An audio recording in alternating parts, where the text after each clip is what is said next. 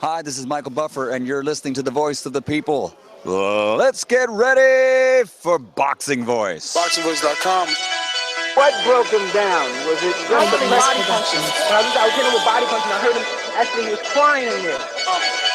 What broke him down? You were saying that Gibbs was crying when you hit him? Yes. When did that happen? And perhaps the fourth round on. ThaBoxingvoice.com. So that you knew you had him by that time. Absolutely, I knew he was touching and taking those punches. Deep Productions.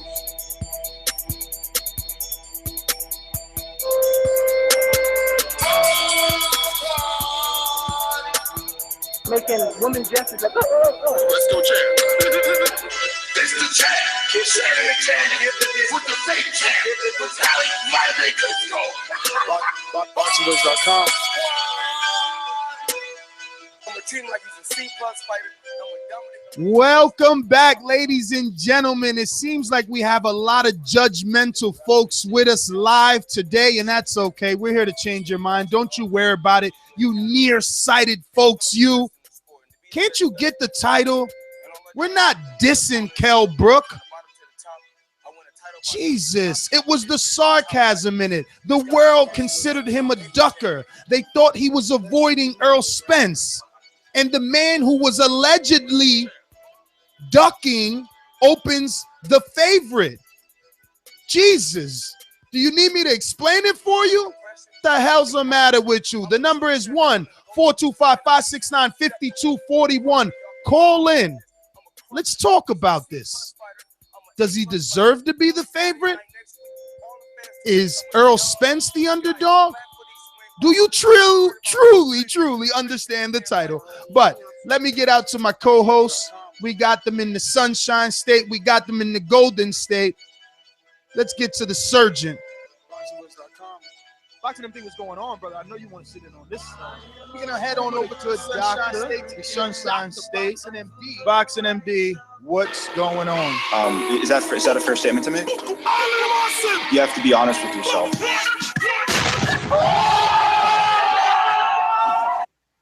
Glad to be back in studio, back in the Sunshine State. My bad.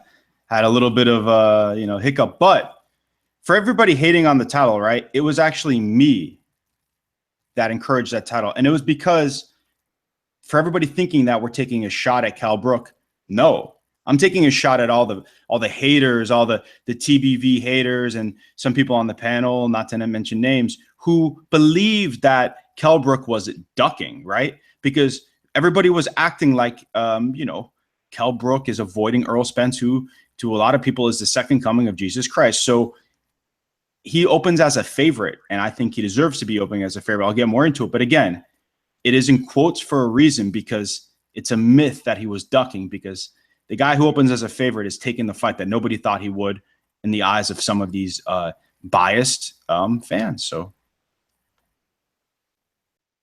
And in the Golden State. Hey guys. I don't want to say that Kell Brook was ducking, but he was avoiding. The amount of extensions that he put to the IBF was just insane. And the fact that he was injured is a valid excuse for not having the fight happen earlier. But he could have had the fight scheduled and signed and finalized a long time ago for this date. It could have he could have had this fight finalized 2 months ago for May. So the idea that there wasn't some sort of avoidance, I think, is a little bit ignorant on some fans or some pundits' minds, because we haven't seen the amount of extensions that Kell Brook received in the IBF really ever before. This is precedent setting almost. So that is a factor. But Kell Brook is the deserved favorite. He is the champ. He does have a better name on his resume than Errol Spence does and Sean Porter. He's also just a little more established in the division. So I think that he is the deserved favorite. But because the line is so close and the line does move very often once bets start coming in, I will not be surprised if Errol Spence becomes the by fight night. Y'all getting it next, boy. Before we get into the odds, I just want to pose a quick question. If Kell Brook chose to fight Manny Pacquiao in a unification bout, would that be considered a duck? I would consider it a cherry pick, to be honest. Because how is that a cherry pick? Wait a minute. Because in my mind, Kell Brook, this is an assumption of Kell Brook's mindset. That is my opinion, not a fact. My opinion. I think Kell Brook would see that he has an easier time with the smaller, more faded legend in Manny Pacquiao than the young guy that matches him for size, speed, and power in Errol Spence. Okay, you get what I'm saying? Obviously, the name value of Manny Pacquiao is huge. That's a bigger fight. It is short, a bigger. In short, you're saying yes, right? It's a form of a duck, cherry pick. Cherry pick. Duck. Not necessarily duck, but cherry pick. Okay, fine. So, since when have we ever criticized boxers for taking bigger fights, even more risky fights? Chavez. More risky fights, because I think a Pacquiao fight is more risky than Errol Spence, in my opinion. But again, really? Yeah, I do. So, do you think Manny Pacquiao can knock out Kell Brook more so than Errol Spence can? I don't knockout win. I think that Manny Pacquiao is a better fight. It's a more risky fight, and it's a more financially viable fight. I think we're holding Kell Brook to a different standard that we do to a lot of guys, right? I don't think that we are critical of Floyd Mayweather or Manny Pacquiao not taking their mandatories, moving up and taking riskier fights. Like when I don't know who Floyd's mandatory was when he chose to fight Canelo Alvarez, right? So I'm pretty sure people were okay with him fighting Canelo. I'm not sure who Manny Pacquiao's mandatory was when he chose to fight Margarito, but I'm pretty sure we were okay with him fighting Margarito. So I think rather than assume that Kell Brook is avoiding the fight, I think that Kell Brook is in a position that if he would have chose to fight Amir Khan, right, I think that would have been a duck, because Amir Khan is a lower risk opponent, and he's not a title holder, right? He's not a title holder. So I think that we are just a little quick to pass judgment on Kell Brook, who seems to be willing to take big fights and risks, you know? And I know a lot of people say that the Golovkin fight, right? The Golovkin fight was a high risk, he essentially had an excuse, right? But you act like this man just took a fight and took a dive. He tried to win in this fight. I'm not saying you. I'm just saying in general. He tried to win in this fight, and in this fight, it was his corner that pulled him out after he had a broken orbital. So this is not you know what I'm saying. So I just think we're a little harsh on Kell Brook for some of these people, for some of these boxing fans, and I think you guys will be surprised when Errol Spence is not the second coming of Christ, like I said. Well, I think Kell Brook does deserve some criticism because he's been in the welterweight division for 13 years. And his only notable win is Sean Porter, which was an ugly, close win. And he hasn't made really anything of note in his career. You know, his biggest win is his only win, in my opinion. Carson Jones, like Shevchenko, like those guys don't matter to me. Like, nor are they relevant at this point. Yeah, so I think, like, obviously, like the Sean Porter win is huge. Like, I'm not trying to take away from that win, but Kell Brook is an enigma in this division. He is. So I don't know. I mean, I guess I get your point in the sense that, you know, we haven't really seen him mix it up with any names in the division, but are the people that give him as much credit and pass as they do for the Golovkin fight and loss? Because that's basically that's the main reason people say, well, you know, he was in the Golovkin fight, or he chose to fight Golovkin, or his orbital bone was broken with Golovkin, so that's why he hasn't been doing anything. So should, like, how much of a pass do we give him for that? Like, when is enough enough? Well, I think before I address that, I think we should give out the odds, right? Is that fair? So the odds, right? So I think the best website, I forgot, it's like sportsbet.com or boxing odds. It gives us all of the different betting websites, right? So Ladbrokes, which is a UK-based betting online sports site. And before people go, oh, it's an UK-based sports betting, so they're going to be biased. I mean, gambling's different over here. So a lot of the betting sites are not based in the United States. It has Kell Brook as -137 and Errol Spence as +110. So that's close to a 1.5, 1.5 favorite, right? So if you risk $137, you get back $237, right? Your principal plus another. Yeah, but that's on Earl, not on Spence. I mean, excuse me, not on Brook. I'm sorry. Yeah, I got it backwards. Yeah, if you risk $137, you get back $100. My bad. I miscalculated that. But the point I'm trying to make is that it's close, but Kell Brook is the favorite, and I think that's important to take in consideration. And I actually disagree with Matt. I think almost a 1.5. You know, he's almost 1.5 to 1 because I mean, if you bet 100 on Spence, you know, you're gonna get 250, right? Basically, what 237? Excuse me. No, if you bet on what, Kell Brook, you're saying? I mean, Errol Spence? If you put 100 on Spence, you get 237 back. No. It doesn't work like that because the odds makers, there has to be a gap between the odds because the odds makers have to make their money, right? They're the ones that are risking it. So based on that line, Errol Spence is a plus 110. So that means if I give up $100, that means I get back my principal plus $110. So he's a slight underdog based on the odds. All right, so I was off by what? $27. I said 237. Sure. Yeah. I mean, but that's the point I'm trying to make. And to touch upon your question really quickly, and then we could get on to, you know, more discussion. Before we move on, I know that we had a few misled sheep early in, so these numbers look so you know, flawed. We would love you to hit the thumbs up button for the early morning show. Remember, this is a spontaneous show, something extra. We're taking extra time at our day to talk about this topic with you guys. So if you do appreciate it, the thumbs up is always welcome. Go ahead, MD. Oh, my bad. So you're saying how much excuse does he hit? How much excuse does he get for fighting GGG, right? How far does that go? Yeah, I don't know. You know, I mean, how long do we give him, you know? Right. But I don't think, okay, so. I think that, I just want to say this. I let you guys go at it because you're nemesis, whatever. But I think that Matt does have a point. I think that there is like a paper trail of quotes of him trying to fight other people, not name Errol Spence. So, yes, your title is clever, and the quote-unquote ducker is now in the fight that we thought he was not going to take. But to Matt's credit, did he really want to be here, or didn't he want to be in a Manny Pacquiao fight or an Amir Khan fight? But Miguel Cotto fight. Miguel, yeah, but those guys said no.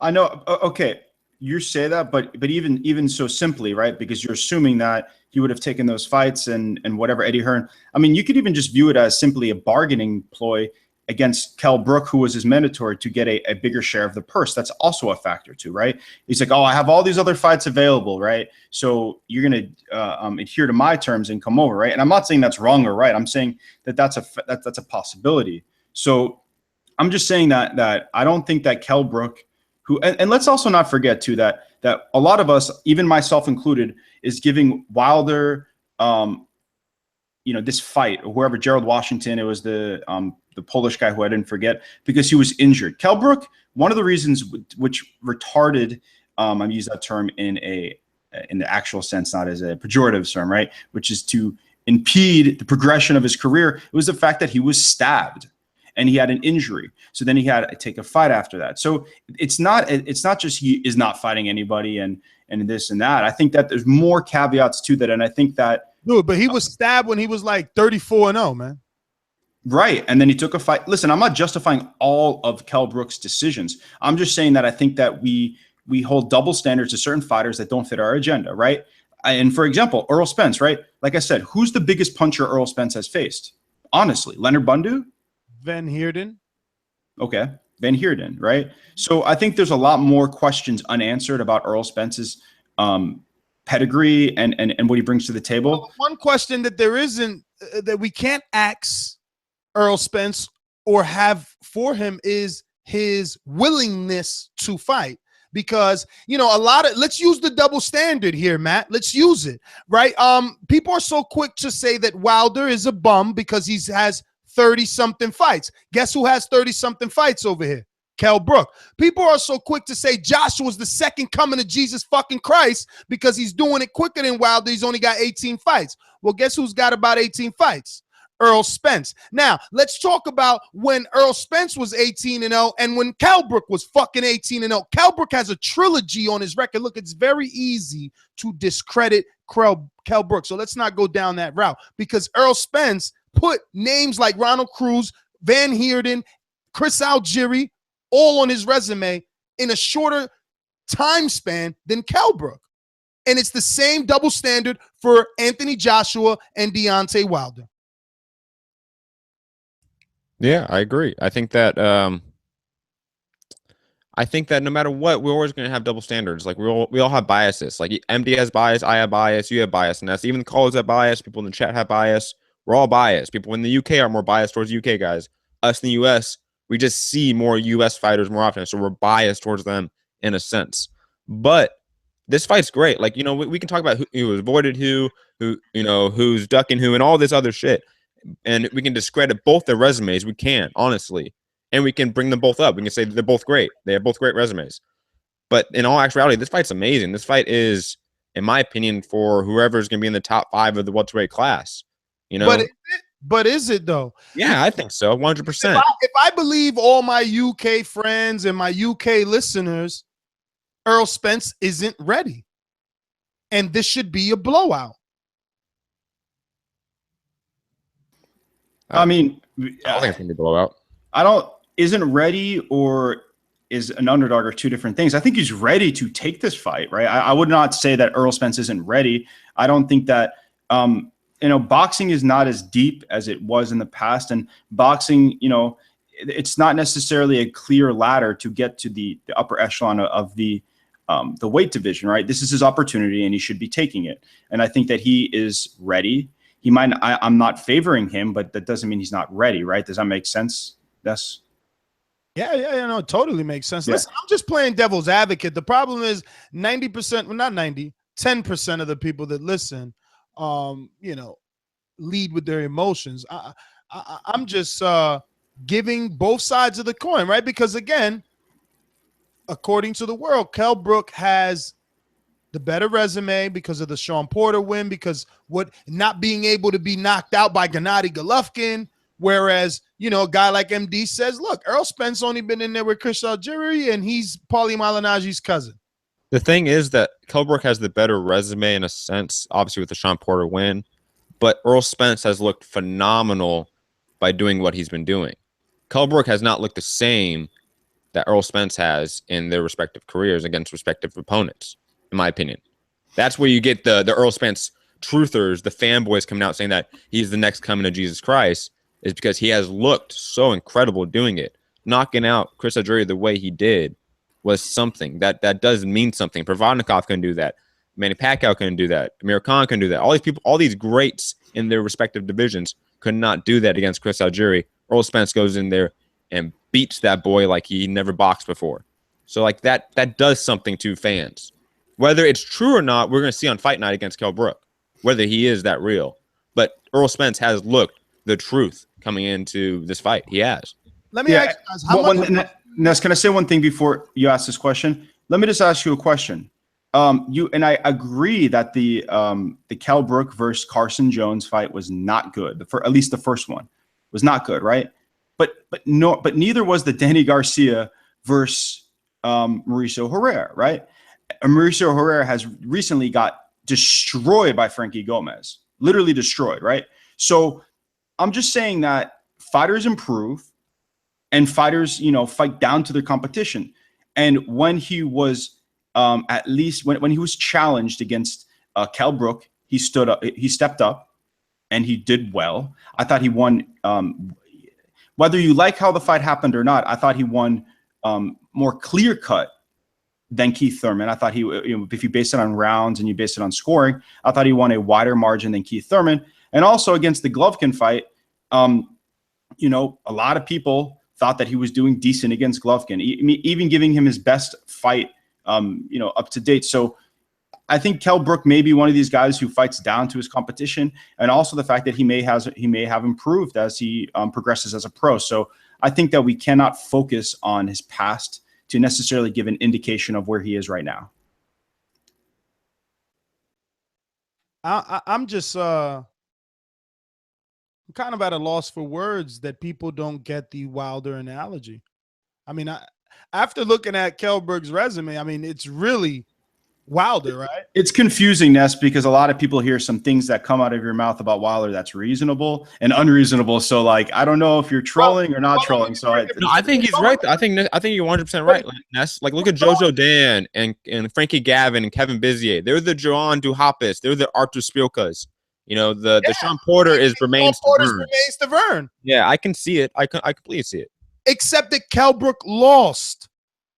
And Kell Brook doesn't have the same knockout ratio. Yeah, but, but it's hard to compare because you're saying Wilder doesn't have somebody above him to step up who's the best at that division. So it's a difficult analogy to make. Joshua Klitschko, every other heavyweight that people say would crush Wilder. No, it's different. I think it's different. No, it's different. Like, how could you say standards? It's not a double standard. He doesn't move up purely in the sense that Kell Brook was fighting out of his weight class against the best guy in weight classes, 2 weight classes above. It's not possible. That's for casuals. You and I know that was a money grab. We're talking about $5-6 million. Who the fuck, nigga? I'll run in front of a car for that amount of money. Stop it. We know the truth. You and I, hardcore fans, we know the truth. I knew that he had no chance to win the fight, but like I said, he could.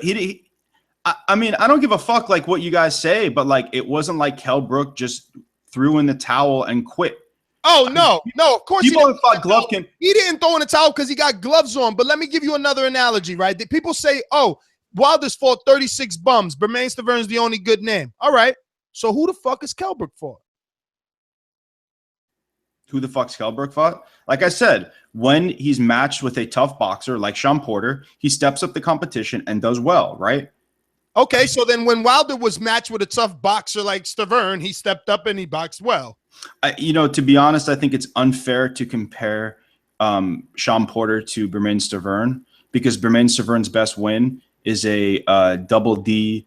And Sean Porter's best win is Devin Alexander. Okay. Right now, out of the ring, maybe 2 years. Are you going to tell me that Devin Alexander's career is mirrors? No, 1 second, mirrors of that of Chris Arreola? We don't have to argue because I know where you're going. His career, obviously on paper, when it's all said and done, he's going to go down as one of St. Louis's best boxers. You know, whether the hardcore fans or the trolls in the chat don't agree, Devin Alexander was a 2-division champion. You know, he dominated 140 for a short amount of time, for a good amount of time until he had the clash with Tim Bradley. You know, you had to have seen his career the way that I did to truly appreciate him. But at welterweight, it was a different story. The same way people are questioning Danny Garcia moving up to welterweight now. Yeah, and I'll give Stuart Little a shout out in the chat because it's a good point. You remember that he dominated Adrian Broner, right? He dominated him, Adrian Broner, Adrian Broner didn't even throw a punch in like 6 rounds. 1 second, much more than even someone like Marcus Maidana did, right? Who dominated Adrian Broner? Who are you talking about? Porter. The guy that got knocked down in the 12th round. Porter, he dominated him. And you can't use the word dominate and you get dropped in the 12th, okay? Getting dropped in the first and the second, that's different. Dropped in the 12th, that's totally different. And we know Broner fought a shit fight. Come on, we know that. We know that. Let me ask you a question. Was Julio Cesar Chavez Jr. dominated by yes, because it was every single round. You can't say that about the Sean Porter Broner fight. I was live at that. I can't. I mean, it wasn't as brutal. Like Sean Porter's not as sexy of a boxer as far as like punch combinations and we're off topic here, man. Believe me. Yes, you're just digging yourself in a hole with a lot of things you're saying. I'm just calling. No, I'm not. No, I'm not. People say the Wilder has 36 bums. I'm saying that Kell Brook has 35 bums. What's the difference? Because Kell Brook has proven when he's matched with a tough fighter that he steps up and looks good. That's it. That's the difference. Wilder proved that when he was matched with Romain, he stepped up. If Wilder looked how you think he would look against someone like Povetkin, right? And it's not his fault that that fight didn't happen, then we would agree with you. But I'm saying again that Romain Stavern is not comparable to Sean Porter. I'm sorry, he's not. He's really not. Romain Stavern's, like I said, and we just discussed that and broke it down, and you agreed with me on that. So that's fair. We open up the floor. Very quickly. No, before we open up, let's try and talk about the actual fight. And the actual betting lines, because we went everywhere with this. Unfortunately, this is the type of fight, you know, that gets people picking sides and saying things that we really don't mean, because at the end of the day, we really like the fight. I really like the fight. I'm happy that it's done. So much so that I'm even contemplating going over there. The whole team, we want to go over there and hopefully get to the UK for this one, So don't get it misconstrued. I want to see this fight. I'm not picking Earl, but I'm not picking Kell either. But the last time I picked against Kell, it didn't go well.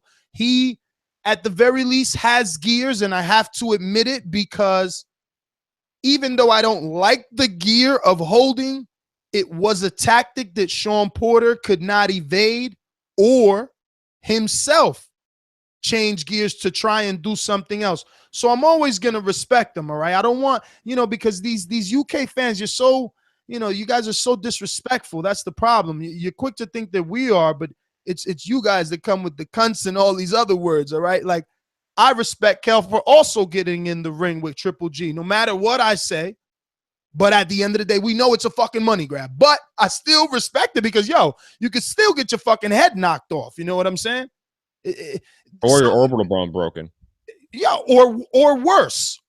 Like, yes, there's a lot of money, and we would probably all jump at the opportunity to make that amount of money, to equate it with that amount of risk. Not necessarily getting in the ring, but just to equate it with that amount of risk. How many fighters, Ness, turned down big money fights? Never. Who the fuck turns it down? Nobody ever turns down a big money fight. Multiple million, bro. Like, I've heard of people turn down a $1 million fight, but like, you turning down 4 point something? Nah, I never heard of that shit. I mean, supposedly Mir Khan just turned down a fight with Kell Brook, and I'm sure it was multiple millions of dollars, right? Wilder just sued Povetkin and won $4.5 million because he was going to make so much money in the Povetkin fight, and it didn't happen, and he wanted his fucking money. Are you crazy? Listen, that amount. What does that have to do with anything? What I'm saying is the amount of, like, when it's multiple millions of dollars, everyone jumps at the opportunity. So much so that fight fell apart, and he wanted his money anyway, so he sued and got it. That's what I'm saying. Like, when it's that much, you're gonna do whatever you got to do to get it. I think your analogy failed. Yes, for the future, I just think that you should sometimes use different fighters in different weight classes than Wilder, because I could easily just debunk your whole argument and say, was Manny Pacquiao ducking Floyd Mayweather when Floyd Mayweather said, "I'll give you $40 million flat"? When we all know after the dust settled, 1 second, after the dust settled, he made $150 million. So it's a lot more complicated than that. And you can't just talking about ducking. What are you talking about? The same concept you are. You're saying he just wants to argue. He just wants to argue. No, that's not true. That's not true. I'm letting whatever I said went over your head, and I will explain it again because you lost, doctor. Okay. What I am saying. Listen, it doesn't matter. We got a lot of callers for whatever reason. It's a morning show, and it's a lot of people. I'm going to bring on someone who's probably going to defend your point anyway. We got a boomerang, though. We do have a boomerang on. Who's that? Compa. Let's get to Compa. He's probably on his way to work over there in sunny California. Can you bring him in? I don't even see him. Yeah, I got him. Compa. What's up, boxing boys? Good looking out, man. Straight out right now, I'm a compa de Riverside. I'm out here in Riverside working. What up? What's MD up, Matt, brother? Matt, the hipster. What up, Compa? Nothing much, man. What up? Nothing much, man. Hey, but so the topic is about Wilder. Yo, you staying away from the Orville Dam, right? No, the topic is actually that Kell Brook is almost a 1.5 favorite over Errol Spence Jr. And you know what? As he should be, man. He's the more proven fighter. He fought the guys, man. So as he should be. I always like going with resume over eye test. But let's just see the fight, man. That's the problem with boxing, man, is that they don't make the fights right away, like the UFC. But I'm happy that the fight's gonna happen, and that's all I got, boxing boys. Good looking out. All right. Hey, MD, what's up with that MD versus Matt though? Is that MD versus Matt real, or is it all hype? No, it's happening. It's happening. Pacquiao. All right. Just making sure. You're looking now, boxing boy. Oh man, hilarious. And I just want to let people know one thing, because I know people bring up UFC. It's actually not the case in the UFC now that fights are always made. And Matt, I don't want to get into it too much, but Matt, you could tell me straight up that someone like Khabib, right? The fight should be made with Conor, and it's not being made. So it's changing, just like it's growing, and it's becoming more prize like fighting. Is prize sense. fighting. Prize fighting is always prize fighting. You're always going to fight for the biggest prize, no matter of competition. This isn't like, I know, like in combat sports, this has always been a thing. Like, are we a sport or are we entertainment? And we're kind of both. We're sports entertainment, and we don't have a true ranking system and all this stuff. So I'll digress. We're going to get back to Kell Brook, Errol Spence, but you're right that this is prize fighting. People are going to fight for the biggest prize no matter what. So now we're getting the most sporting aspect with this fight. And Tyron Woodley's another example. Woodley's another example. Let me get out to some of these callers here. Whenever you guys are ready. We're good. Ready? With your little MMA talk? Remember me? I'm Stuart Little. I'm Stuart Little. What's happening, Nestor? What's happening, Stuart?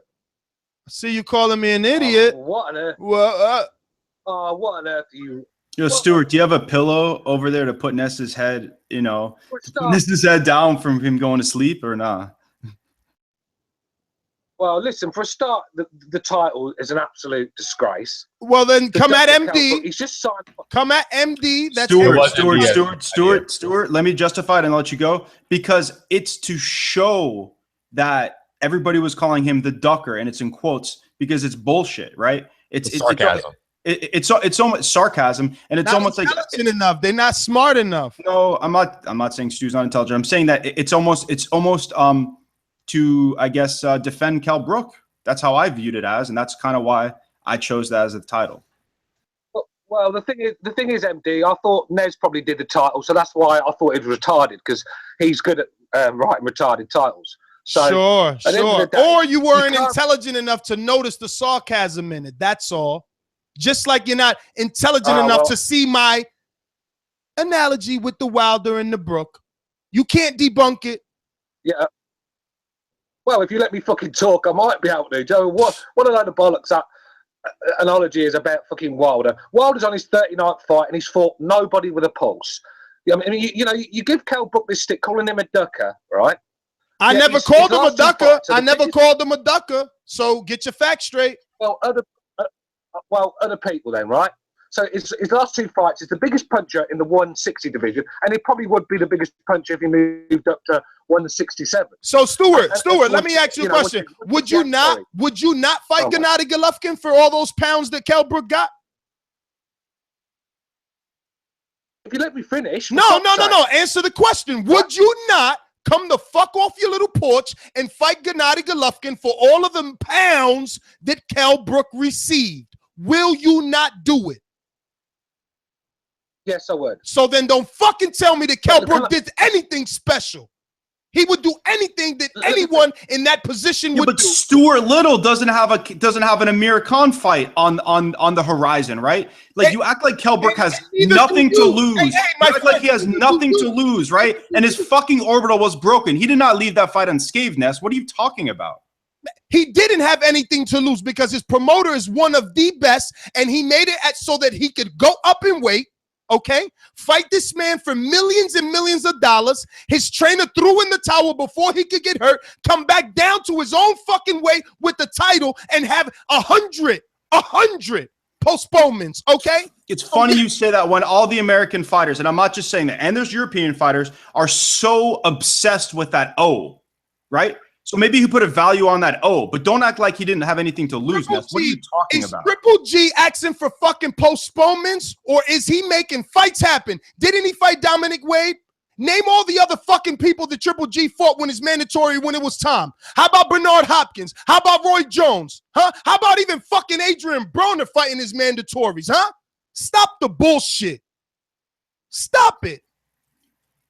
No one matter of fact, wait a minute, Stuart. Hey, Hipster.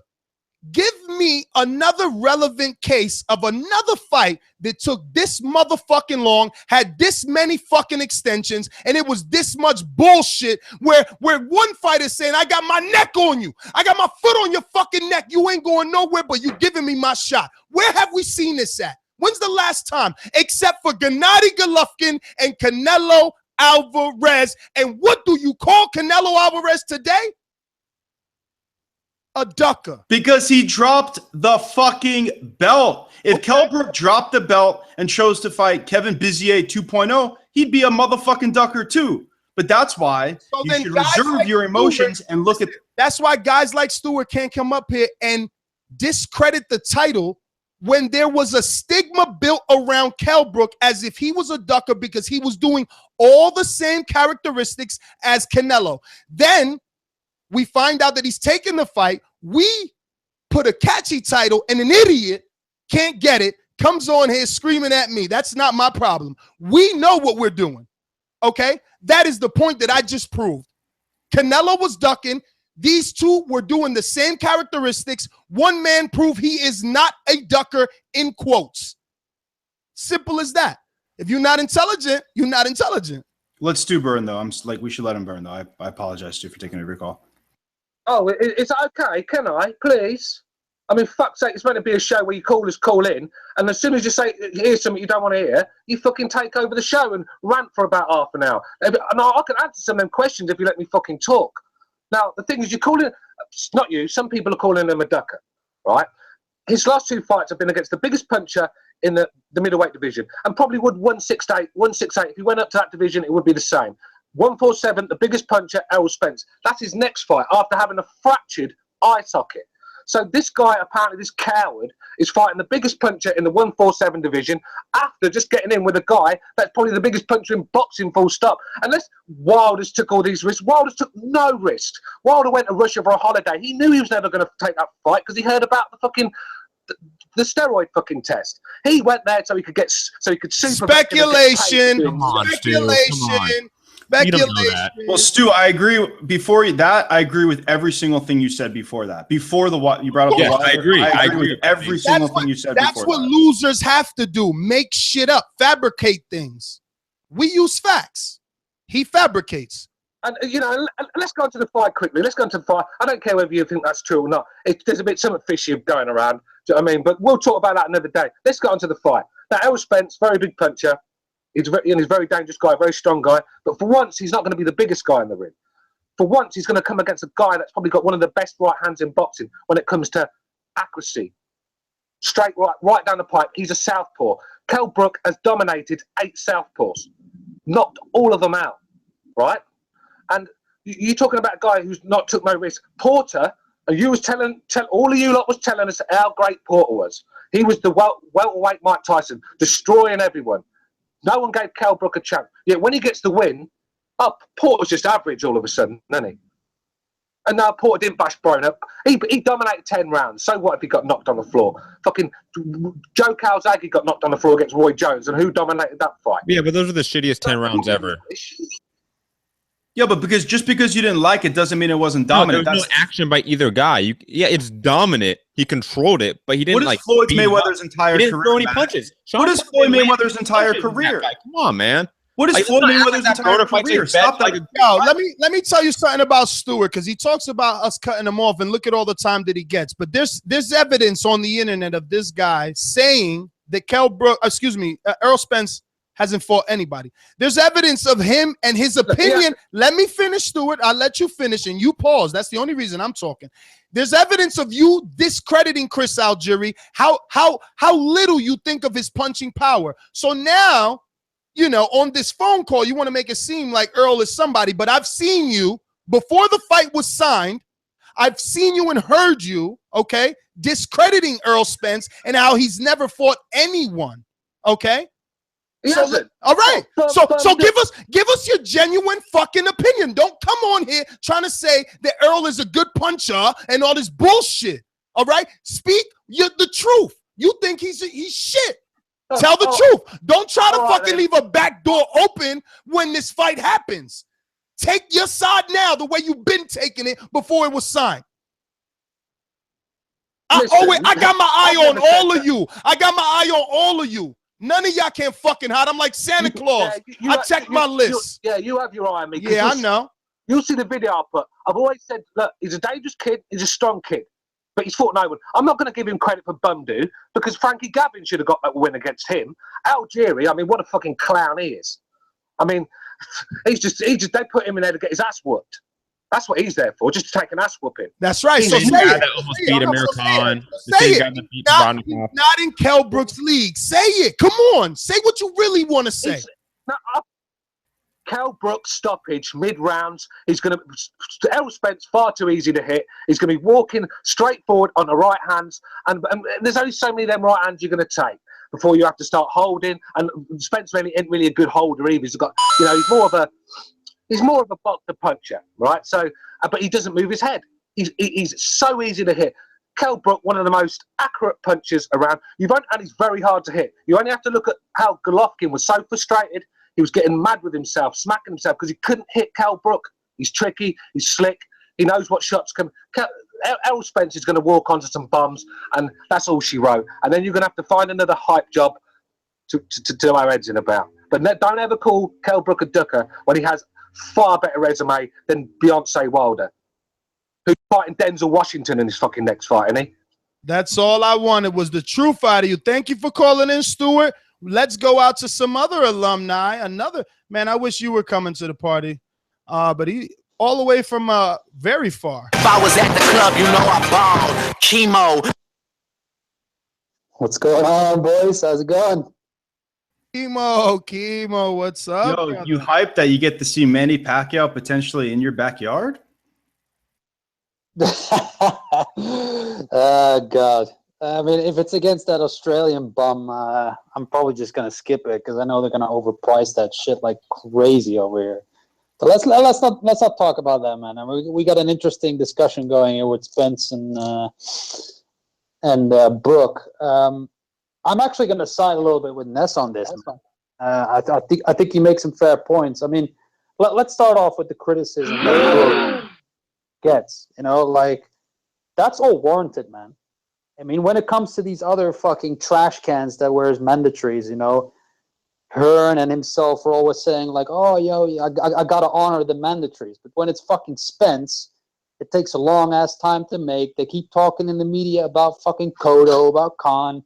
I mean, this shit is warranted. Okay, he took the fight. But are we really going to give a guy praise for taking his fucking mandatory? Really? Is that how low our standards have become? He's not praising, and I'm not praising anybody for taking their mandatory. I'm just reacting to the overwhelming American, a narrative that Kell Brook is afraid to fight Errol Spence and that he's ducking. I'm not praising him. There's a difference. He just took the fight, so you can't say that he's ducking. But anything leading up to this point, I think, has been justified. I mean, you can only say you can only receive back, from what you've said in the media, and what he said and what his promoter has said so far has not looked good. So I don't understand why we have to get all fucking pissy about it and be like, oh, Kell Brook has done so much. He has done fuck all. Okay, he's got one win, and Spence has got one win.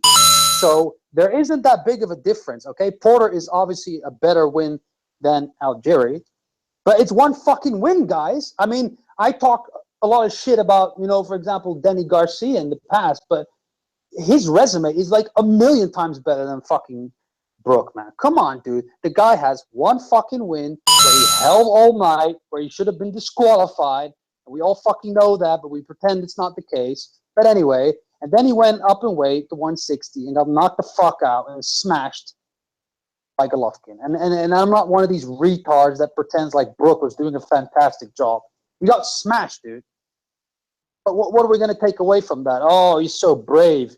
And then before even a knockdown took place, they threw in the towel. So again, we're left with one fucking win. Well, very impressive. To me, this is a good fight because these guys are actually kind of, one is a little bit more experienced. The other one is right behind him. Kimo, let me ask you a question. I agree kind of what you're saying about the, he did. I'm obviously one of the people that I gave Kell Brook only a round, and I thought that he did some things, but I thought that it was pretty much a glove can walk down. But you cannot act like in a sport that the O matters so much that he had nothing to lose by giving up that O, right? I mean, that's how. I mean, think about how many American fighters are like, I got it O, like I don't want to let it go. I mean, it matters so much. Like there was some, I guess, backlash or some residual effects of that. In addition, his orbital bone was broken. It wasn't like he just, had a phantom knockout, You know what that was? You know what that was, MD? That was an exit strategy. Yeah? Because they couldn't make a fight for this guy. And then you have guys, like, I'm just going to name drop here, Rob Palmer, who say that everybody's ducking Brook, which I think is total bullshit, by the way. But whatever. He didn't have a fight. Khan didn't want to fight him. Guys like Bradley obviously have better things to do than come to Sheffield for fucking peanuts. Like, he didn't have an option. He had a cash-out fight against the middleweight, and he took it. It's exactly like Nez said. You would fucking take the same goddamn fight. And he didn't have anything else on the table, otherwise it would have gotten made already, MD. Brook, I mean, what's so appealing about Brook as an opponent? What, he holds the fucking IBF belt? Oh, we're really jumping up for that. Well, because Kimo, I'll tell you what's appealing, and I know you said he should have been disqualified, but it wasn't until this year, or I guess the beginning of last year, that we saw 2 top 5 welterweights face off, right? And when Kell Brook faced his top 5 welterweight, he did better than a guy who I am personally a fan of. That's subjective, though. That's a very subjective opinion. In my opinion, this is my opinion. Yeah. So, Kimo, I know the fight wasn't aesthetically pleasing, and I know the holding was obsessive, but I think that based on that, I think that it's fair to value Brook pretty high in that division. Yeah, okay, but what's your point? I mean, just because he's ranked in top 5 doesn't make him, I mean, anything. Well, no, because you're saying what's appealing about him. Appealing is that I don't understand it. Well, what's appealing about him is I think that he's. Well, who do you have above him? Are you talking in terms of resume or skill set or whatever? However you want to define it. However you want to define it. Thurman. And I just brought up the fact that I thought that he did better against Sean Porter than Thurman. You could disagree, but Thurman has a better resume. Fair, but I'm saying I don't think he did better because he should have been fucking disqualified. I don't think that's considered doing better. Listen, there's a lot of fights I feel that way. Like I thought Floyd Mayweather was obscene in the second Maidana fight with the holding. Obscene. That's what I'm hoping. But I mean, nothing. Right? But I can't go back and say he should have been disqualified, so take away the win from him, right? I mean, it's just difficult to do that, Kimo. Let's think about just removing it. You know what the thing is? Hold on a minute, like, Kimo. Robert, you got to mute yourself, buddy. We're coming to you next. Go ahead, yeah, let me just make a quick point and I'll get out. Like, it's not even. I'm just talking in terms of resume, right? This guy has nothing fucking special. Yeah. But having said that, if you look at the fight stylistically, I think that people that are picking Brook actually make some fair points. Because Spence is an aggressive guy. He might change the style for that fight, by the way. We don't know that. I mean, the kid obviously might have a diverse skill set. But if you look at the way they usually fight, it might be a very tough night. And I don't think it's insane to think that Brook might have a stylistic advantage here. But I think a lot of it depends on the weight, man. I mean, Brook is a fat ass. You've seen pictures of him between fights, and he kind of ate his way up as well to 160, and now he's got to come back down. That worries me. So to be honest, I'm only comfortable picking after the weigh-in and see what he looks like. That's fair enough, but I also think that I think it's easier, right, to lose fat. When you become a fat ass like Kell Brook has, right? Put on a little bit of weight. Where Errol Spence, I think maybe he has a tough time making that weight division just by how he looks in his frame because he doesn't really have any more fat to lose, right?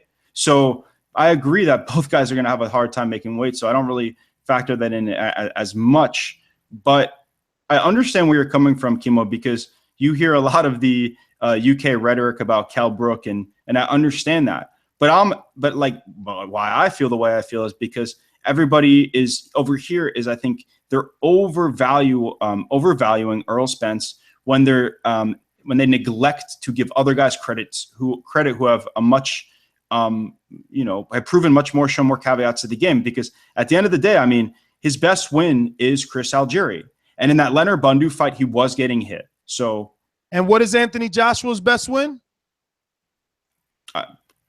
Until he beats Klitschko, I don't deem him the second coming, right? So, but the world does. So if our world deems Errol Spence the fucking second coming, what's the difference? You see the double standards? I have my own opinions, right? So you should try to do your same. Like I have my specific own opinions. I'm part of the Boxing Voice, but I have my own opinions. So I don't care what the world says. I just go by what I feel or whoever. I love to bring up the double standards. Okay. Is Chris Algieri better than fucking Charles Martin? Hell yeah. Hell yeah. Has Chris Algieri fought better opposition than Charles Martin? Hell yeah. He beat Provodnikov, the boogeyman at 140. That's all I'm saying, man. It's a lot of fucking bullshit around here, but it's all good. Robert, talk to me.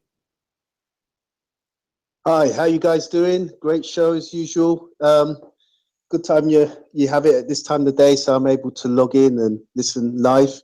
Looking forward to seeing all of you guys in New York. As for Kell Brook, I still don't believe the fight's going to take place. He's going to find a way to back out. If he does fight Spence, I actually believe he'll win. But again, I don't think the fight's going to take place. Robert, I just want to say I am so happy you're coming. I sent you an email so you could get the tickets next to, Enrique.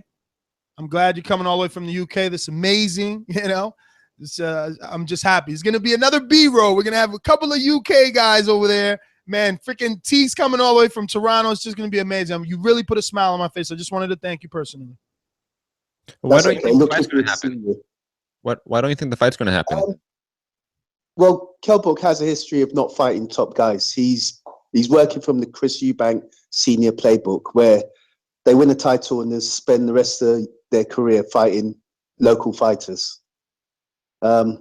And just to add some facts to your opinion, the date is not official yet. It was reported that it was May 20th, Eddie Hearn came out afterwards and said that maybe May 27th.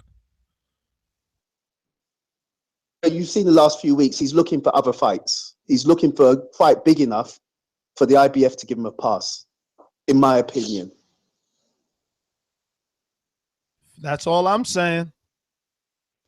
But I didn't even. You're okay with that conspiracy theory, but you're not okay with Stuart Little's conspiracy theory. Listen, MD, that's what you just cut me off. I'm not even saying that because as far as I'm concerned, I thought it was May 20th. Now is the date changed? Eddie Hearn came out right after that date was announced. They said it could be May 27th. Could be a week later. I hope. Hey, Robert, I'm going to get to some others. If you're done, are you? Yeah, I'm done. All right, brother. Keep listening. Keep yourself on mute there. Let me get out to Boxing Register. Where are you calling in from, brother? Calling from Liverpool, England. First time calling in? Yeah, first time. Also Patreon. Oh, you're also a Patreon? Oh, amazing, amazing. Well, then you know the tradition around here. Let me give you the intro because we got hand wraps somewhere with a sniper rifle. Ladies and gentlemen, making his professional debut. All the way from across the pond in Liverpool, it's Boxing Register. What's on your mind, brother? Talk to us. 1.5. That was a good intro. I like that. 1.5 favorite is Kell Brook over Errol Spence. Yeah, I'd agree he's the favourite. Kell Brook should be the favourite because he's got the more experience, more fights under his belt, been a pro a lot longer. But he's only had one notable win in 13 years. He was hurt by Carson Jones, if anyone remembers that. And he was also hurt against Senchenko on the ropes as well. We definitely know Spence can bang, but he's unproven. He still needs his whiskers tested as well, doesn't he? Absolutely. See, the claims that Stewart and MD have of Algieri not being a puncher, those are true. We can't deny that. Yeah, but I do think as well that Kell Brook was also trying to, I wouldn't call it a duck. He was desperate for the Khan fight. He wants the money fight, the big money. And I do think now that the Khan fight would have been a lot easier than what it would have been 2 years ago, because I would have tipped Khan 2 years ago, but Brook's come on a lot stronger since then. And I don't think he wants this Spence fight, but because the fans are demanding it now, he can't back down from it. He can't just give up the belt. But if he would have had the option to fight Khan, he would have ducked Spence, in my opinion.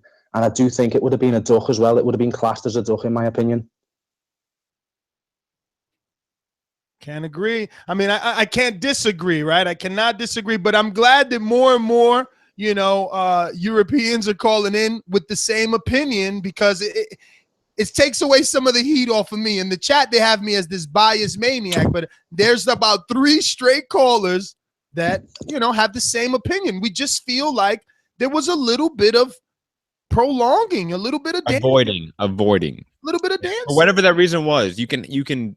I think we all have different opinions on why there was an avoidance of Errol Spence for a period of time, but we all can't deny that there was an avoidance of Errol Spence. For sure. Well, listen, Boxing Register, are you all? Was Danny Garcia avoiding a big fight, so he had to take 10 easy ones? I mean, he's in a fight with Keith Thurman, right? But he was avoiding a big fight, right? He fought Lamont Peterson. What are you talking about? He fought Lamont Peterson. Wait a minute. But since you want to talk about Danny Garcia, he holds more top 10 opponents under his resume than. I'm not arguing that. I'm saying that it's fucking boxing. Like, it's a bad analogy. Was the words that you wanted to say? No, I'm just saying that like you guys are getting your ass kicked. You remember that movie Kick Ass, when in that part where the bad guy says kick ass kicked, and that's what's happening to you. You're getting your ass kicked today. No, Ness is ingesting some type of kush that's making him feel that way, right? In reality, right, it's not the case at all. Thank you. The last 4 callers. That's all I can say. Let's get a little MD rally here. Who's gonna call for MD? You know the number 1-425-5. You don't even know what I'm fucking arguing, Ness. 5241. Add Nestor Gibbs on Skype. Boxing Register, are you all done so I can get to some others? Yeah, take care. All right, brother. Thank you so much for calling in. Man, we're getting international, boys. Let's go out to Larry, Alumni, Patreon, all the love. What's going on, Larry? Talk to us. 1.5 favorite over Spence. Yeah, no, big ups to the Boxing Voice. For the on-demand, for the immediate reaction show. And Ness, because I have so much love and respect for you, and because I appreciate the show so much, I'm going to give you a complete pass on that preposterous Romain Sterling Sean Porter comparison. Does not work today, tomorrow, or ever, but let's just let that go and move on. I got a question, though, for MD. How long does it take to recover from the broken orbital bone? And once you recover, what's the risk of it getting broken again? That's going to influence who I pick in this fight. It really does. It's really due to the severity of the injury.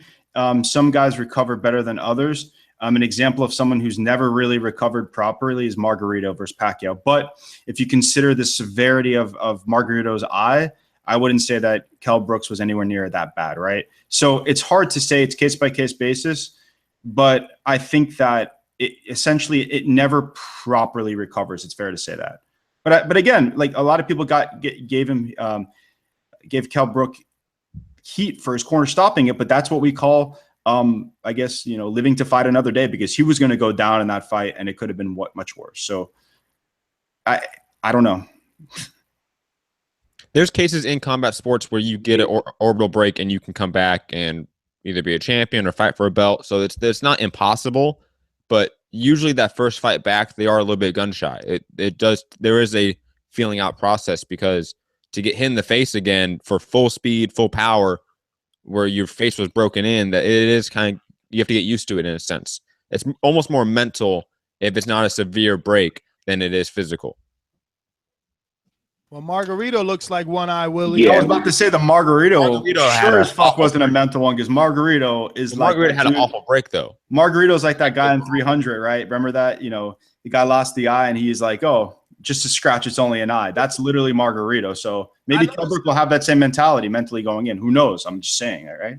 I know this is a horrible analogy, right? But it was like if Pacquiao did that to Margarito in his eye. Well, no, I mean, because Kell Brooks at least doesn't even look as bad. He obviously had better doctors. But Larry, are you all done? No, real quick, last thing. Yeah, Brook deserves props for taking this fight, but it's an A- and not an A+, and here's why. If he had gone Spence to Golovkin, then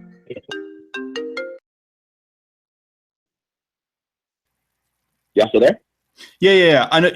Yeah, you were saying if you went Spence to Golovkin, right, that it would be a bigger opportunity because the Golovkin fight wouldn't be there for him if he lost to Spence. And since he lost to Golovkin, the Spence fight's still there for him. Is that kind of what you're arguing?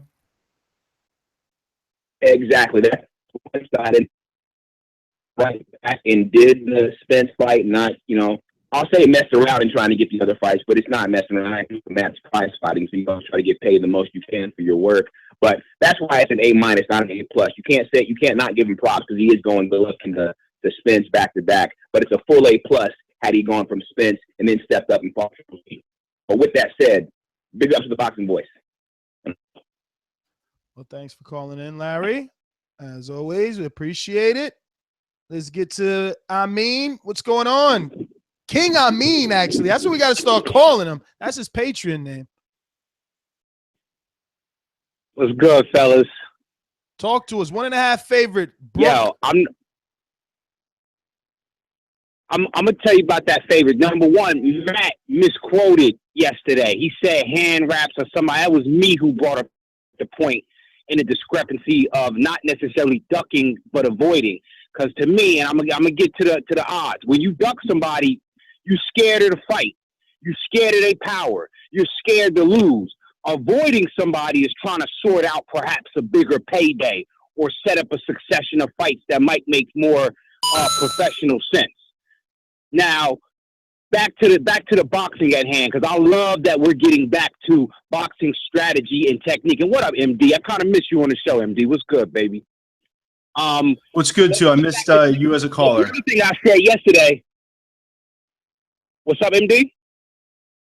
I said I missed you as a caller. I missed being able to interact with all the great callers on the show. Oh, for sure, bro. The other thing I said yesterday is that we got to look at the fact that Kell Brook, you cannot take anything away from him as the more experienced boxer. Everybody's talking about his right hand. Give him that. Give him the jab. Give him that wrinkle in his game where he can, make it ugly.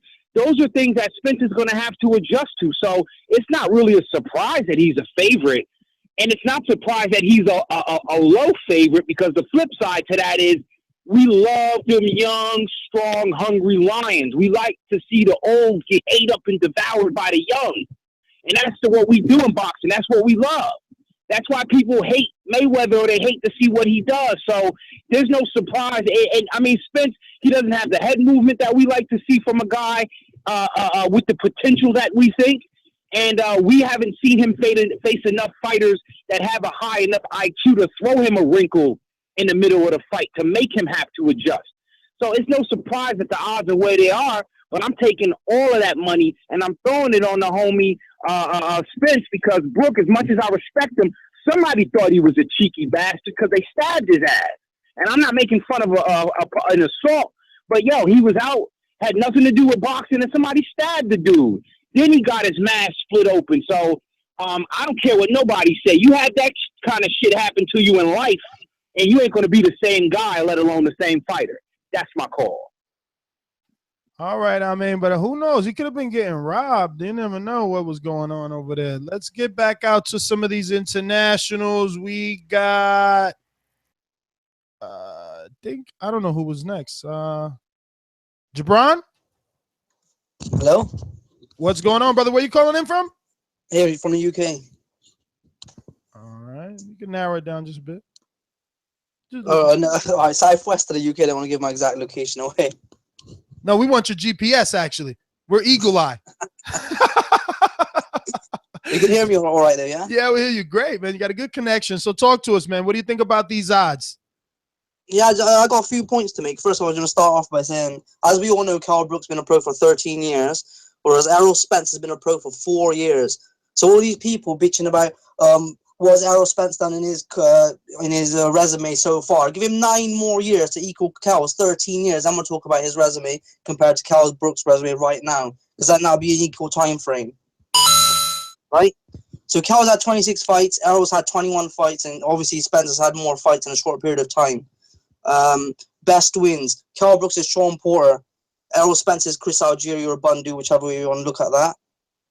And Algieri would be Kell Brook's second best win on his entire resume. Just think about that, Kell Brook Dick Riders. Another point is, hello, you still there, guys? Hell yeah, we're giving you the floor, brother. Yeah, you're on fire. Keep going. Brook shouldn't get any credit whatsoever for facing Spence. That's his mandatory. We didn't give him credit for facing JoJo and all those 2 other bums. He shouldn't get any credit for facing a mandatory for which if he never faced, he would get stripped. He shouldn't get credit for doing that. Wait, I'm not even giving him credit. But is it fair to? I'm not accusing you. But is it fair to say that people call them a ducker? Right? Is it fair to say that they were a little too quick to speak? Okay, maybe a more accurate description would be an opportunist. Yes. With a very bad resume for 30. But who isn't in the sport? Who isn't in the sport where you have a short career and you try to make money? Explain that point even better, right? So this is that point. So who is Kell Brook to demand big fights and big money fights, big fights in the popularity and all that superstardom? He's got one fucking win. It's Sean Porter in 2014, which he won by hugging the guy. It wasn't even entertaining, and he's demanding big fights. Now compare that to Mayweather and Pacquiao, who grinded their ass off. What about Joshua, though? That really dismisses your whole point, because you are what the market's willing to pay you, right? So Joshua, like Ness said, he hasn't had a great win on his resume, but Joshua, based on how the market works, You can't compare the two. First of all, heavyweights are they're always the biggest stars in boxing, and Joshua's been through London Olympics. He won the gold medal there. And you got the Eddie Hearn machine behind Joshua. So that's the difference right there. You see, Eddie Hearn's shows are a bit like the UFC. They're like a show. Kell Brook promoted by? A fire in certain aspects. Who's Kell Brook promoted by? Yeah, Eddie Hearn, but he wasn't with him from the start. He never went through the Olympics. He never got that notoriety on terrestrial TV like Joshua had. So that's a big difference. Yeah, I'm not comparing the two, but I'm saying that it's not. Unfortunately, we live in a sport where merit, where resume and merit doesn't necessarily. No, MD, you're the one that brought Joshua into this conversation, not him. Yeah, because I'm explaining the point that unfortunately, comparing the two. Dude, unfortunately, we live in a sport where resume. He's a Wembley undercard. All right, Eddie Hearn was bringing him up from the start properly, the right way. He's one of the best promoters in the game. So Joshua has, he's been built to this level. Kell Brook hasn't. He just beat Porter. He hugged him to death, and he wants big fight. Look at the grind, Pacquiao. Damn, Skype fell. They'll probably call in. Yo, it's insane. There's a lot of con fans. Low key, there's a lot of con fans. It's insane how the people. Come on, don't even say that.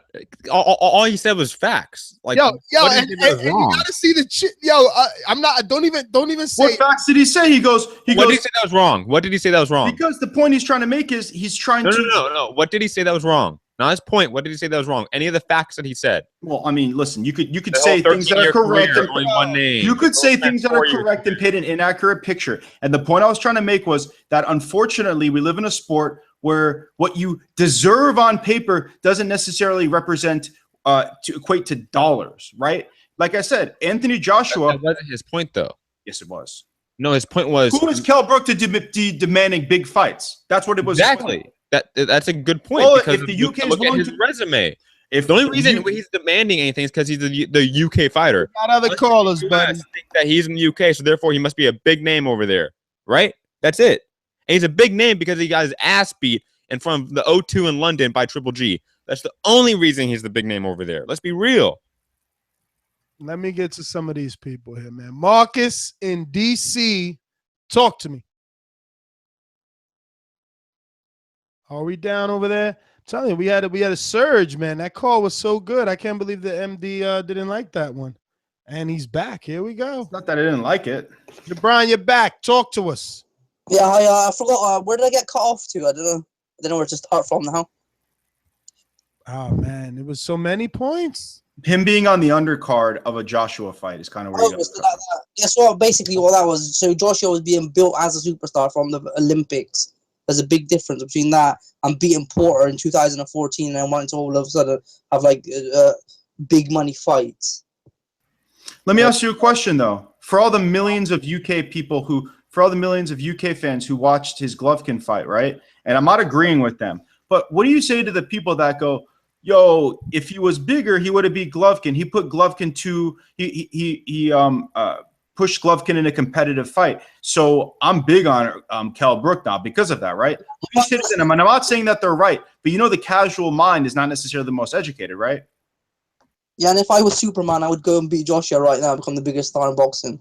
But we can't, can't always say, what if this and what if that. But that's what some of the casuals say. Am I not correct with that? I admit Brook impressed me with his chin against Triple G. That was impressive. Yeah. Again, I'm not saying what I feel. I'm saying what the casuals feel. And I think because of that fight and because of what he did show in that fight, he is willing to demand certain things because the market is willing to pay him. You, like I said, you are your value is what the market is willing to pay you. And obviously, Eddie Hearn is willing to put a big money to get Kell Brook in a fight, and that's just how it is. That decision Brook made to take that fight was the exact same thing that Amir Khan did against Canelo. Both were in a win-win situation, basically. They had the built-in excuses for losing, and they could come back down to their natural weight or whatever they want to say. So just both fights were money grabs. And Kell did it to one-up on Amir Khan. So there's that. So I'll go on to my next point now, if I may.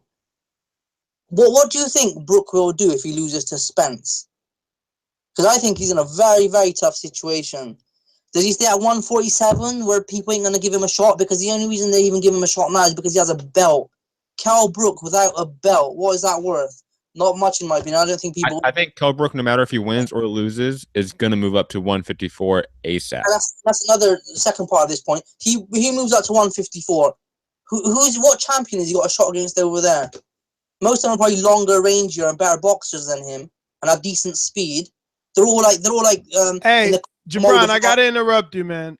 No one's gonna ask you, but that's why I'm Ness. I ask the tough questions. Are you an Amir Khan fan? No, I think Kell Brook would knock Amir Khan out. Just to clarify my position on that. So you can't call me a dick rider of Khan just because I'm speaking facts against Brook. It's Khan Duck and Brook. It's Khan Duck and Brook. Sorry? It's Khan Duck and Brook. Yeah, absolutely. He's been ducking him for years. All right. But then again, you can call that duck is that an opportunity duck because he can always come back to that fight or not? You could argue that till the sunset. But yeah, he's been ducking him, sure. You don't think Kell Brook could beat maybe a Jamel Charlo, maybe a Demetrius Andrade? You don't think he could beat those guys? They're very, very tough fights, and he won't have the size and power and strength advantage that he does over the 147 guys that he's had for 13 years, apart from now when he fights Spence. He will have the speed advantage, most likely. I think we can better assess it after this fight, man. It's been so many inconsistencies with Kell Brook, So I just want to say, people give Kell Brook so much credit for going into Sean Porter's backyard and beating him. You just don't get credit, I'm sorry, for going to someone's backyard to win a belt from them. Yeah, if you went to their backyard with your belt, like Kovalev does to Andre Ward, or Khan has done multiple times in America, or Triple G is a road warrior, he does it anywhere, Monaco, US, New York, LA. They're real road warriors. They're the ones who deserve respect for going to people's backyards, not when you're going to gain something from it, like a belt, because you went there empty-handed.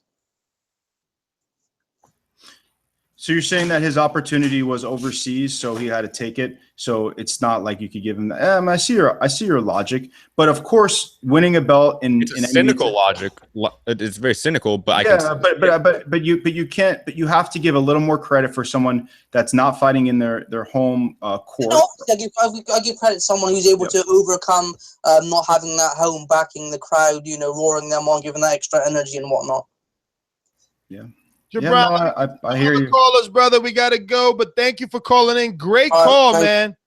Great call. That definitely would put you in the running for some sort of caller of the year for sure, man. You've made some excellent points. Just a nomination. I mean, obviously we have to do it a lot more often than that. Let me get out to my anonymous caller here. What's going on? Friend or foe? Hello. Yes, who's this? Block Hello? caller? It's Rob from England. Rob, what's going on? It's not last time I rang, my signal wasn't very good. Is it good now? Sound clear so far. Good. Yeah, I've got a few things to say. About Brook, I know you're not saying he was ducking Spence because it was taking him a long time to fight, not to fight, to get to Spence and agree terms. But I know he had one or two, I don't know if it's maybe three extensions to fight before he actually fought Spence. But the reason is, the first one was for the eye socket. Then the second one is because Kell Brook and Amir Khan, they had a fight when they were novices. And I think what happened was Amir Khan schooled him a little bit. And ever since, whenever they've been on shows in England together, Kell Brook, Amir Khan has belittled Kell Brook a bit, and bitching at him and taking the mick, and that's why because Kell Brook is desperate to fight Amir Khan. So he was trying everything the last month or so to fight Amir Khan because he just wants to knock his head off. So yeah, but Amir Khan is this annoying ass boxer, right? Who would take that and go, oh, he schooled me in sparring. We all know this, that the second the fucking headgear comes off and the gloves get smaller, that his chin is horrendous, right? So he could say whatever he wants to in that regards. But I mean, he would be one of those type of fighters, right? Yeah, I know, but that's why Brook is so desperate to fight him, because they just really hate each other. That's why I think it took so long before Brook started talking about fighting Spence. I don't think he's ducking him. I don't think Kell ducks anyone. I think he's a bit mad like that, going up and fighting GGG. I know it was good money as well, and I think he just wanted to do one better than what Khan did, what the last caller said. But I think this is going to be a great fight. I think Kell Brook will win. I think it's a little bit too early for Spence. Spence is a great fighter coming forward, but I don't think he's had enough fights with people that do come forward and have a little bit about them coming at him, because he hasn't developed the head movement and I don't know. Does he have reflexes? I've only seen his last 3 fights, but you lot over there know better than I do. But yeah, that's what Robert, I think. man, thanks for calling in, brother. Listen, try calling in on Skype. Add me, Nestor Gibbs, on Skype. This way, it's free. I don't know if it's coming out for you free over here, man. And this way, we could also save you in because you're calling from a block number. We can't even get to you. Did we ever get to DC? We didn't get to Marcus, right? No, we did not. Marcus, what's going on? Marcus in Washington, D.C. Talk to us. Hey, man, can y'all adjust the equipment real quick? Or, you know what I'm saying, the caller was, his phone was on 1/4 speed. The jump must have been on dial-up, because he was like, we'll later, we'll spend. Oh, yeah, come on, Marcus, come on. I thought it was the equipment. It couldn't be him, man, you know what I'm saying? Marcus, if we showed you, man, what's up, man? If we showed you a picture of him, you might not be laughing so much. I'm just saying, you cannot assume. I'm just saying. Just think about it for a second. I'm 6'5", 290.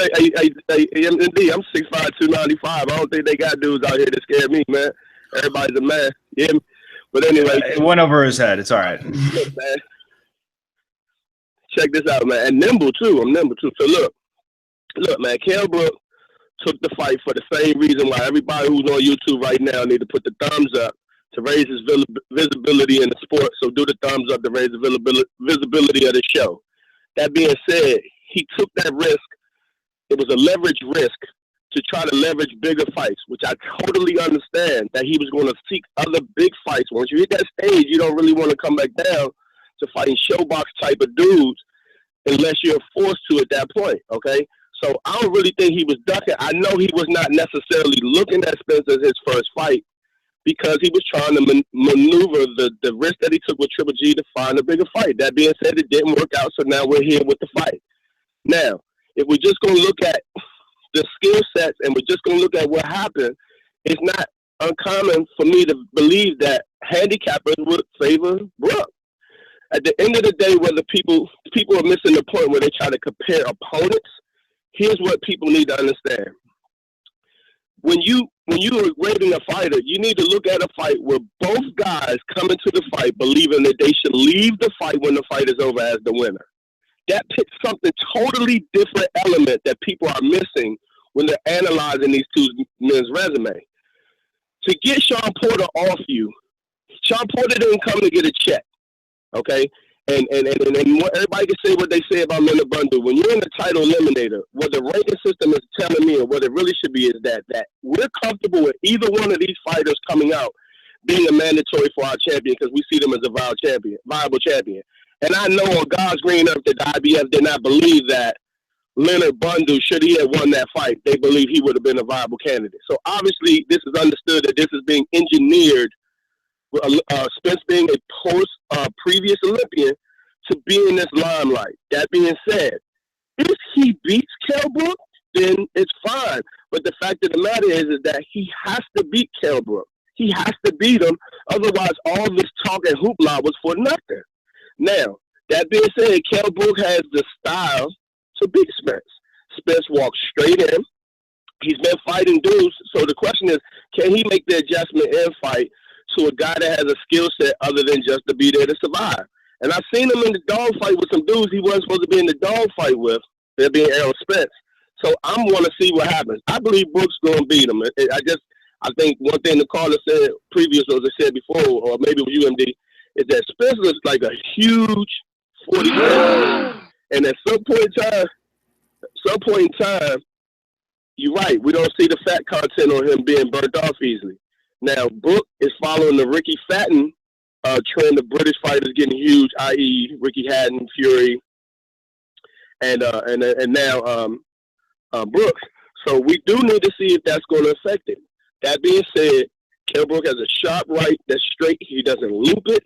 That's a devastating punch against the southpaw. He has movement. And the question is that when you get your Adebisi, using my Oz terminology, Oz reference here, when you get your Adebisi and you get locked in the room with the minister, you got to see who come back out on the tier. Now, we've seen Brook get thrown in there with Adebisi, with Porter, and he came out on the tier.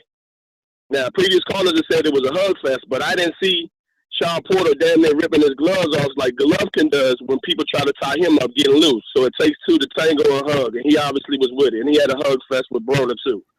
So good fight. People also don't consider too.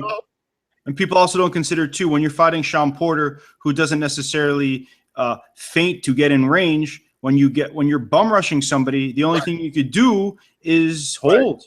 He initiates the hold a lot by his style, you know. So like you said, it takes two to tango. Old fighters used to do that all the time in the 40s and the 50s. They did it. Muhammad Ali, the greatest of all time, and he is the greatest of all time, was a holder. Hopkins did it again, and Hopkins did it against Trinidad in the first part of the fight until you get frustrated and expend energy trying to get loose. That being said, if the ref decides to call it in the fight, I don't have a problem with it. You know what I'm saying? That the ref decides to let him wrestle, I don't have a problem with it, as long as it's consistent. That being said, I just want to say this one last thing, and then I'm going to give somebody else a chance, is that when when you fight somebody who like I said, at the end of the day is another pit bull on the other side and believes they're supposed to come out of the thing. That's what we have to measure you with. I don't know what Spence is going to look like when he has to take some shots and get past the 6th, 7th, or 8th round. We have to see it. We have to see what happens when he gets tried to get pulled in deep water. If he crushes Brook, then so be it. He crushes Brook. But for a guy to have not beaten anybody, there's a lot of times that fighters come to the point where they're higher risk than reward, but those guys keep pecking away at the contenders ahead of them. It's like Errol Spence got to the point where he's high risk, high reward, and then he just put his hands behind his back and said, I need a title shot. I need a title shot. And I think that's going to hurt him because he needs some more experience. So that's my call, guys. All right, Marcus, remember we're coming back Wednesday at 9 p.m. Eastern to discuss nominations and TBV awards for March 3rd TBV reunion. Head on over to ThaBoxingvoice.com/reunion. Hurry up and get your tickets. And those who RSVP'd, pay those tickets because capacity is nearing very close.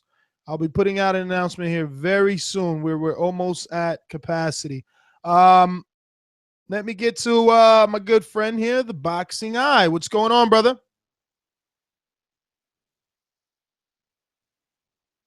Dan, don't tell me we dropped off again. Boxing Eye? Yo. Oh. Yeah, I'm here. I'm here, man. What's going on, brother? Good. Appreciate that order, the shirts, man. Looking at this snow, though, I might have to get some TBV.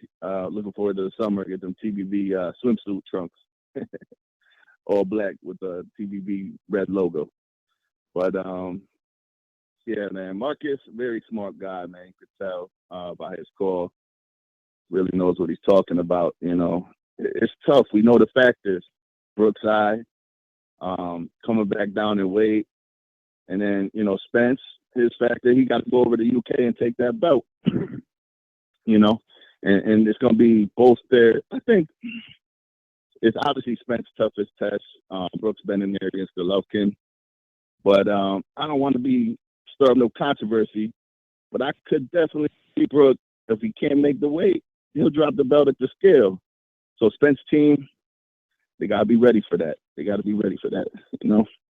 But, you know, with Spence ducking and dodging, bobbing and weaving, he's trying to get some money, man. You know, Cotto packed, but he's not a big enough name to come over here and fight Cotto. Not yet. Get a couple more wins, maybe. But, yeah, man, Marcus, no, man. Brooke, he got a sharp one, too. Spence definitely has to use more creative angles.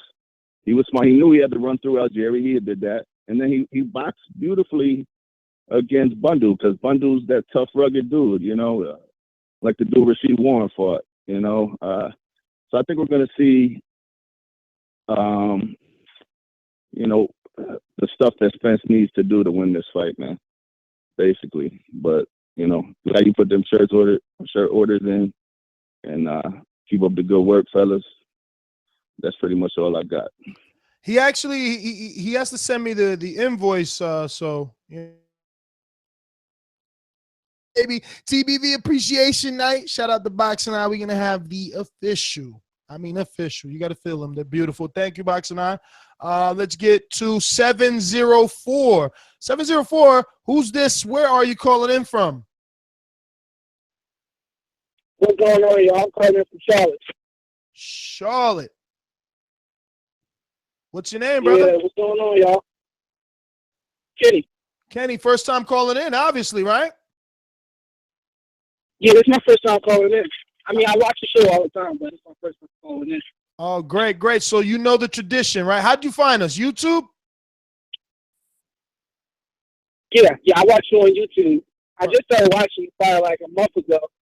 I've seen a few of your Deontay Wilder interviews. You know, I'm a big Deontay Wilder fan, so I was one of the father. Great, great. Well, I appreciate that, man. Listen, so I don't know if you know the tradition, but we got this first time caller intro, and then, you know, you introduce yourself like you're Errol Spence going to Sheffield to rip this title away from Kell Brook, all right? Okay. Ladies and gentlemen, making his professional debut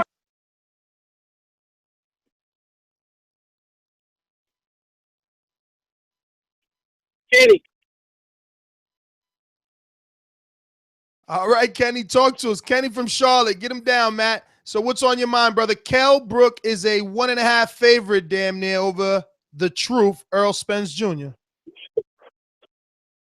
Yeah, man. I know I heard the news, man. I mean, listen, I'm a big Kell Brook fan. I've been a Kell Brook fan ever since he did what he did to Sean Porter. I feel like he proved a lot in that fight. I mean, he proved he was tough. I mean, he proved he had a good chin, sharp, relaxed. But this kid has been something special. I don't see no welterweight beating this kid. He's a southpaw. I mean, strong, technical. I heard what the guy was saying about, you know what I mean, he doesn't use angles. But one thing about Errol Spence that's different from Sean Porter is that Sean Porter smothers himself when he gets somebody on the rope. Whenever in the Keith Thurman fight, when he had Keith Thurman on the rope, I feel like he could have been more successful in that fight if he would not have smothered himself. What Errol does and what makes him a very, very good fighter is that when he's fighting, when he has his opponent on the rope, he pivots back a little bit. So when he throws a shot, he'll pivot, he'll throw another shot, he'll pivot. And those shots, he's getting like 100% leverage on all of the shots he throws. So I don't. When Triple G had Kell Brook on the rope, he wasn't smothering himself. And I don't think Kell Brook's going to be able to deal with that constant pressure. It's going to be all night. I think the fight probably going to go 12 rounds, but it's going to be really bad for Kell. I don't see his legs being able to deal with those constant body punches from Errol Spence. Well, all right, brother. Thank you for calling in. Kenny from Charlotte. Appreciate the call. All right, we're going to get done with this. We got a bunch of callers there, but they're not ready. They're still at work, I guess. So, you know what time it is. It's time to wrap it up. It's a very emotional early morning show. Wait, is that did I not get the Joshua? Jesus, now people want to press one. You see what I'm saying? You guys got time for some callers, MD? I know MD's in between. All right. The M Dizzle for Shizzle. In a few days, we're going to be sipping Mai Tais with MD over there. You're going to take us to Tijuana Flats, right, MD? You know Mazda sponsored us, so we're going to have a car and everything. We're going to be chilling out there in Florida. I will bring you guys exclusive coverage of these two interacting. So we're going to have a weigh-in and everything. I mean, but it's only on Patreon. So support us on Patreon. You can find it at patreon.com/ThaBoxingVoice. And don't forget the TBV Appreciation Night is at ThaBoxingVoice.com/reunion. We're going to go out to some international callers here. We got Jason. Is that Jason there? No. Oh, he dropped off. Let's see here. We got Joshua from New Orleans. Yeah, what's up, y'all? What's up, Boxing Voice? This is a good show. Kell Brook, he finally stepped up to the plate and made things official. It's been a long time coming, but I do think Errol Spence do have what it takes for his resume. I don't really think a lot of guys want to fight him in that weight division. So who he hasn't fought and who he's been able to fight shouldn't be a question because he's talented enough to be the top guy in the weight division, one, due to his size and his skills.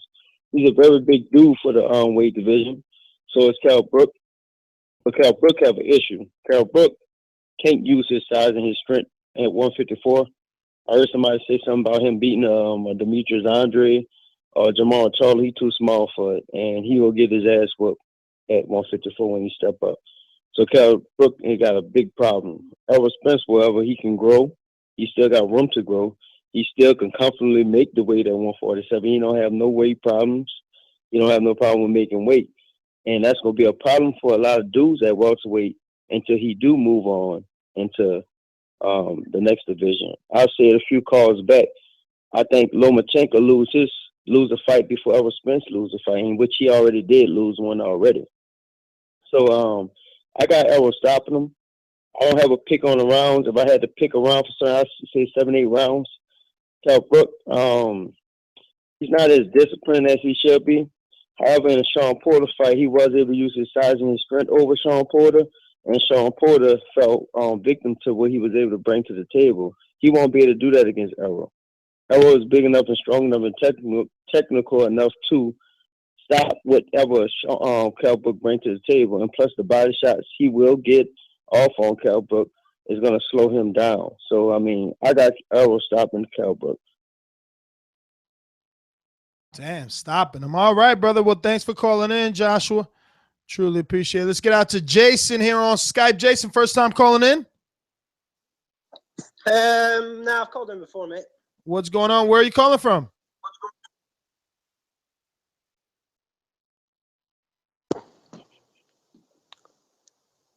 Hello? Yeah, Jason, where are you calling from?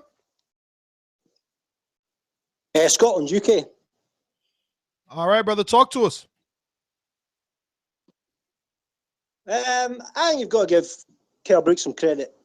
I mean, he's finally deciding to hang on to the belt, showing a bit of respect for the belt, unlike some Mexican fighters, etc., etc. You see me? Yeah, we hear you. We hear you. Hello. No, we hear you. I made that point earlier, you know, that it seemed like he was following in Canelo's footsteps, but then he took the fight. That's right. And for the last caller who thinks that Kell Brook's going to get knocked out, I think he must be smoking something or something like that, man. I think Kell Brook's, I don't know, I think he's got more power. He's going to be bigger, stronger. I think he'll be the one that bullies him in there this time round. He's not going over to America where he's got to try and fight that kind of fight. He's at home. He's at home soil. He's doing it over in the UK in front of his home crowd. And I heard the Boxing Voice might be making an appearance to the UK. Is that right? We're trying to put it together, man. We're gonna need some help, obviously, from our listeners. That's a big trip, but yeah, we're thinking about it. We're gonna see. We're gonna punch the numbers. Yeah, you need to start pushing that Patreon a wee bit more there. Yeah, right. That's exactly the point. If the Patreon was where it needs to be, we'd be there in a heartbeat. But who knows? God has big plans. I'm sure you can phone your phone. I'm sure you've got Eddie Hearn's number by now, have you not? Of course. There you go. Eddie Hearn to sponsor it. You boys head over. He's got good old Coogan, man. He won't be sponsoring anybody else. Yeah, that's true. That's true. But we'll see what we do, man. I thought just phoning in to see you boys, see what's happening. Love the show. Thank you so much, Jason. Thanks for calling in. We're going to get to some other callers here. Actually, 301 dipped off. I guess it was a work day. Now it's really time to go. This was a good one. Very, very emotional show. This is going to be a huge fight. I don't know, man. I do want to be in Sheffield for the excitement of this one, but I actually want to be home to do the immediate reaction show on this one, right? Like, damn, torn, because I'm pretty sure that immediate reaction is going to be crazy, man. I could just imagine. Either way that it goes, it's going to go insane. If Brook wins, it's going to be huge, and if Errol wins, it's going to be huge because there's a big divide. You know, even though this fight seems to be, you know, even by the betting lines, right, seems to be like an even fight. You know, he's only a 1.5 favorite. The fandoms for both guys are so big that, like, if Brook wins, it's like, oh, I told you so. And if Errol wins, you know it's I told you so. So very, very good one. It has us excited early on. This has been a phenomenal year. Does it smell like 2013 or what, huh? Jesus. I mean, this is only the first quarter. We got Joshua Klitschko. We already got Badu Jack and James DeGale. Man, just so many good matchups. Now we're getting Sosa and Lomachenko. That's a semi-unification, right? Because Lomachenko's WBO, Sosa is a version of the WBA. So that's a unification there. You got Keith and, you know, Danny, another unification there. Klitschko Joshua with a vacant and a title on the line. I mean, it's a fucking great first half of the year. I mean, because all the way in in May. We already got Canelo Chavez, man. But I am your host, Nestor Gibbs. Find me on Instagram and Twitter at NestGTO for more exclusive content, film studies. We've already started to review tape on Anthony Joshua and Vladimir Klitschko for their big fight happening in April. We've already done quite a few film studies for Danny Garcia and Keith Thurman's big fight. We just went back and watched Keith Thurman versus Luis Collazo film study in lieu of this fight with Danny Garcia. We watched a few Gennady Golovkin and Daniel Jacobs fights in build up to that fight. We call those TBV All Angle film studies, so head on over to Patreon and check those out. You can catch my co-hosts. For the first time, we're actually all going to be in Florida, man, so that footage is going to be insane. Like, that's going to be the first time in TBV history that all the hosts are in one place. That's dope. Finally, that goes to show that we are the true Voltrons right here. We're combining as one. But anyway, where could they catch you at, Surgeon? You could find me at BoxingMD1 on Twitter. You can find me at Mixed Combat News on Twitter and my MMA podcast, Mixed Combat Radio. You can find on Patreon, SoundCloud, YouTube, iTunes, etc. Enjoy. If you guys follow the hashtag SJW term, you will find Matt Number one. SJW. If you want to find the alt-right term, instead of following hashtags, head on over to that Patreon, get it where it needs to be so we could go to the UK and watch this fight amongst all our UK listeners. You never know. I mean, I got actually a lot of good news, right? I got effing vodka on the hook, man. So you never know. Never know. We might get a UK edition TBV appreciation night over there if we could bag these big sponsors, man. Want to thank everyone that continues to listen. Remember, this was a phone call in a dream. Remember that dollar in a dream? Well, this is a phone call in a dream. You've brought in TBV to where it is, and it will continue to grow. Credit to you. Hit those thumbs up button. Drop us those 5-star reviews. Remember to rate us 5 stars on iTunes. Never forget, Thursdays and Sunday are our flagship days. These are just spontaneous shows where we give back to our community. Join us every Thursday and Sunday live at 7 p.m. Eastern Time. Arrivederci.